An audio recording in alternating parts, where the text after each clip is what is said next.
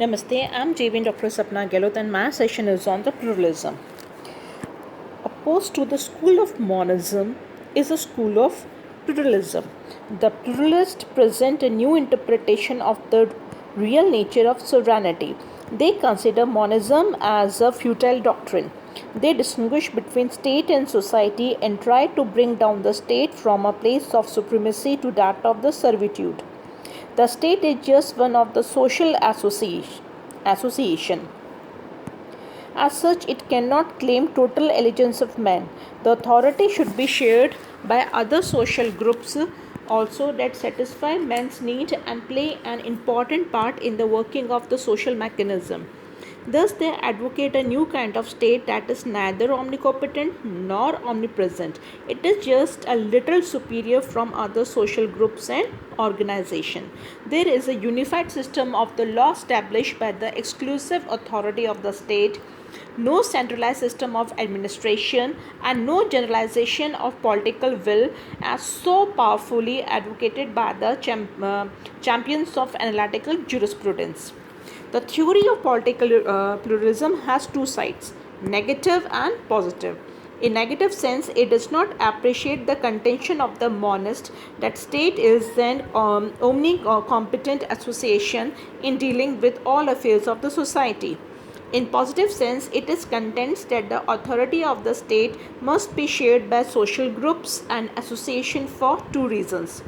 First, these associations have a personality of their own, and some of them are even older than the state. Second, they play an important part in meeting requirements of the individuals which the state alone cannot do. Now, when it comes to the essential features, so the basic is the doctrine of the political pluralism is a stern reaction against the traditional theory of sovereignty. It rejects the contention that all authority should be vested in the state to the extent that social groups and associations become insignificant like stars by the brilliance of the state. They contend that the subject of the sovereignty of state should be restudied in the light of new facts telling us about the real worth and utility of the numerous social groups and associations. The second feature of this doctrine that should be regarded as an alternative model presented by the pluralist. If social groups and associations have a personality of their own and if they also meet the requirements of their members, the state must compete with them while maintaining the federal structure of the society. When it comes to the leading thinkers of the pluralists, we can say a German sociologist Otto Wegener and an English historian F.W. Maitland in the last quarter of the 19th century may be regarded as the originator of the doctrine of the political pluralism. Geerk, in his political theories of the Middle Ages, discovered the medieval social life when the guild system prevailed.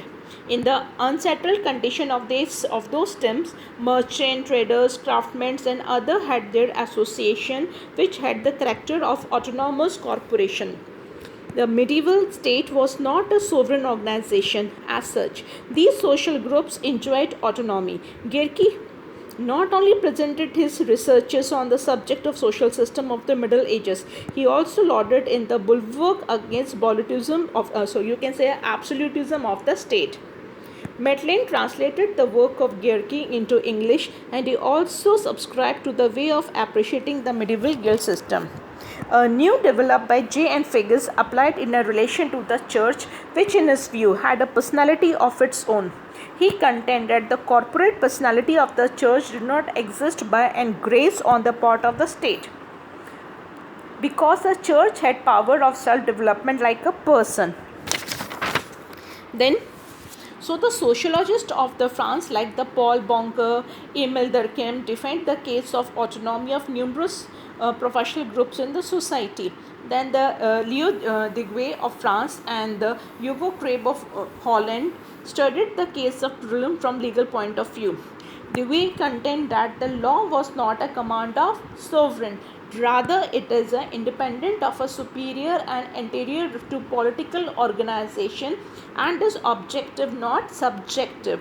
Then thus both the Deguay and the Crabe suggest the course of decentralization implying plurality of the legal authorities.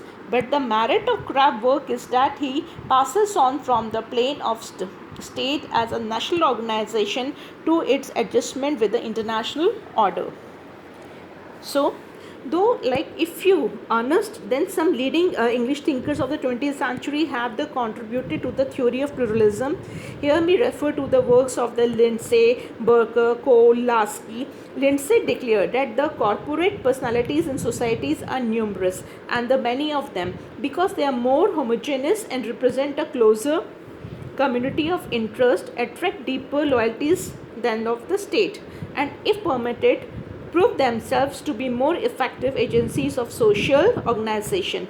Though Ernest Barker rejects the Geert-Maitland concept of the real personality of groups, he accepts the main part of their doctrine that these groups exist prior to any act of the state, each as a juristic person created by a common convicting among its member or its corporate character and function.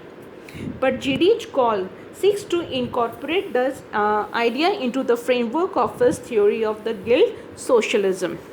Then in further you can say that the most important of the Lasky in this connection, it was seen in his book Grammar of Political, which published in 1925, and there is some much more writings, or he has some arguments.